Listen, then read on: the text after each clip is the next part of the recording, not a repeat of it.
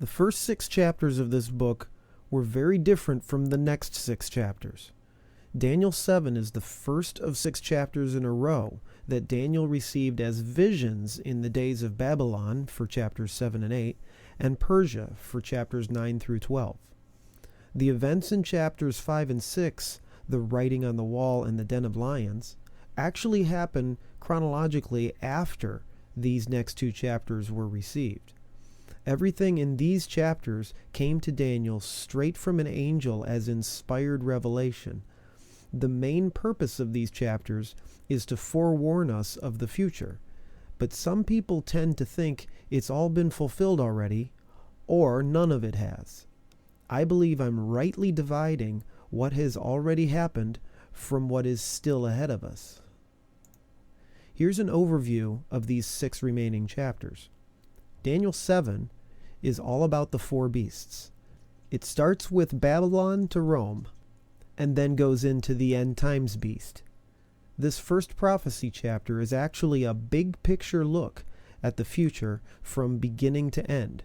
And by beginning, I mean the days of the Babylonian exile, and by end, I mean the near future. Then Daniel 8 through 12 goes straight through chronologically from beginning to end again. Daniel 8 begins a more detailed look at future events by predicting the future of Persia, Greece, and Rome. That entire chapter has already been fulfilled because it's the first chronological chapter of the entire 5-chapter prophecy. Then Daniel 9 focuses on the coming Messiah, which happened during the same Roman Empire just mentioned at the end of chapter 8.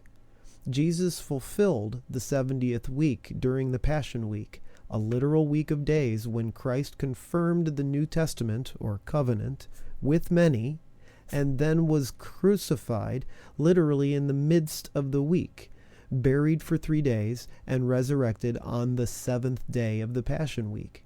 Daniel 9 has already been completely fulfilled as well. Then Daniel 10 through 12 is one long vision broken into 3 chapters. All the real action is in Daniel 11, though. The very beginning of Daniel 11 has already been fulfilled, but then it fast forwards to the end times. Did I mention we're in the end times? In the first year of Belshazzar, king of Babylon, Daniel had a dream and visions of his head upon his bed. Then he wrote the dream and told the sum of the matters. This is the same Belshazzar who got killed back in chapter 5. So Daniel's dream and visions in this chapter had to come before he died. This imagery is like Revelation. The spiritual parallels are all over the place. Daniel spake and said, I saw in my vision by night, and behold, the 4 winds of the heavens strove upon the great sea, and 4 great beasts came up from the sea, diverse one from another. Wind is moving air that can't be seen by human eyes. When God created Adam, he breathed air into him. Air and wind seem to represent the spiritual realm. The 4 winds always seem to have to do with the entire earth. So I believe this is looking at the spiritual realm of the entire planet. The spiritual realm strove, which sounds like conflict to me, upon the Great Sea. The Great Sea is mankind, based on Revelation 17:15, saying the waters are peoples and multitudes and nations and tongues. So the spiritual realm is conflicting with mankind. Does that remind anybody of Genesis 3:15? We're seeing the same enmity between the serpent and humanity in these verses too. As a result, spiritually corrupted humanity produced 4 different beasts, or world governments. The first was like a lion, and had eagle's wings. I beheld till the wings thereof were plucked, and it was lifted up from the earth, and made stand upon the feet as a man, and a man's heart was given to it. This is Nebuchadnezzar and the Babylonian Empire.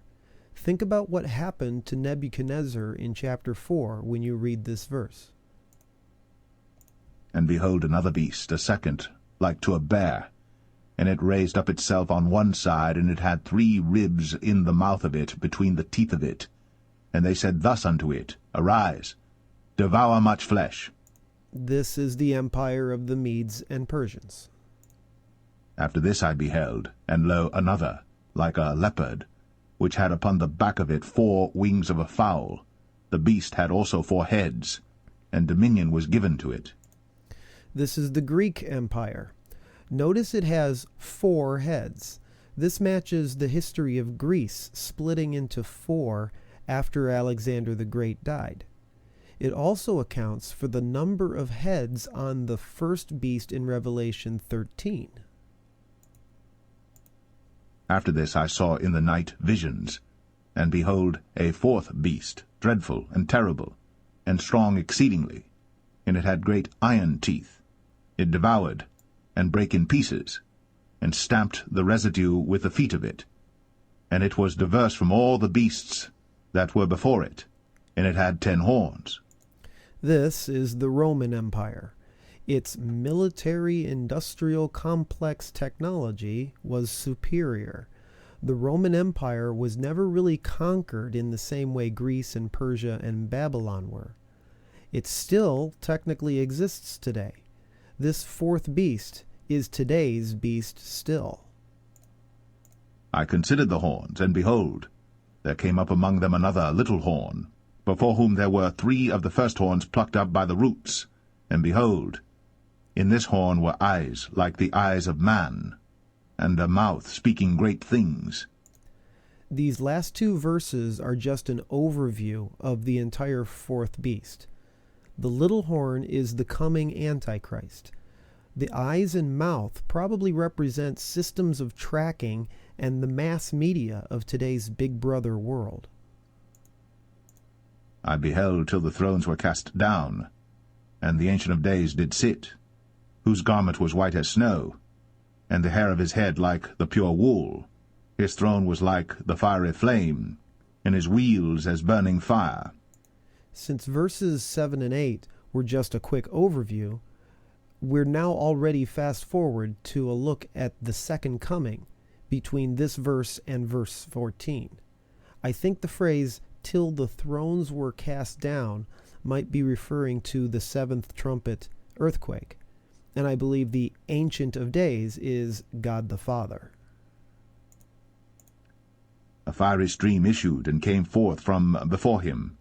Thousands ministered unto him, and 10,000 times 10,000 stood before him. The judgment was set, and the books were opened. The fiery stream would be the 7 vials of Revelation 16. I beheld then, because of the voice of the great word which the horn spake, I beheld even till the beast was slain, and his body destroyed, and given to the burning flame. This is the Antichrist being killed and tossed into the lake of fire, parallel with Revelation 19:20. As concerning the rest of the beasts, they had their dominion taken away, yet their lives were prolonged for a season and time.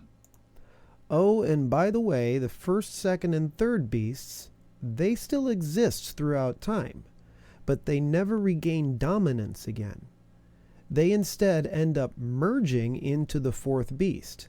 The final version of the 4th beast shows characteristics of all 4 beasts. I saw in the night visions, and behold, one like the Son of Man came with the clouds of heaven, and came to the Ancient of Days, and they brought him near before him. And there was given him dominion and glory, and a kingdom, that all people, nations, and languages should serve him. His dominion is an everlasting dominion which shall not pass away, and his kingdom that which shall not be destroyed. And here's the second coming of Christ and the millennial reign. I, Daniel, was grieved in my spirit in the midst of my body, and the visions of my head troubled me. I came near unto one of them that stood by, and asked him the truth of all this. So he told me, and made me know the interpretation of the things. During this brief intermission, Daniel asks for an interpretation of what he just saw, because he was really quite confused by it. We then get a rare interpretation of the spiritual realm. Jesus interpreted the parable of the sower in a similar way. These great beasts, which are four kings, which shall arise out of the earth. I called them world governments, but the KJV just uses the word kings. Same thing, really. Each of these four kings rules the world through his governmental minions. But the saints of the Most High shall take the kingdom and possess the kingdom forever, even forever and ever. We get one more reference to the millennial kingdom of Christ here. Then I would know the truth of the fourth beast, which was diverse from all the others, exceeding dreadful, whose teeth were of iron, and his nails of brass, which devoured, brake in pieces, and stamped the residue with his feet. And of the 10 horns that were in his head, and of the other which came up, and before whom 3 fell, even of that horn that had eyes, and a mouth that spake very great things, whose look was more stout than his fellows.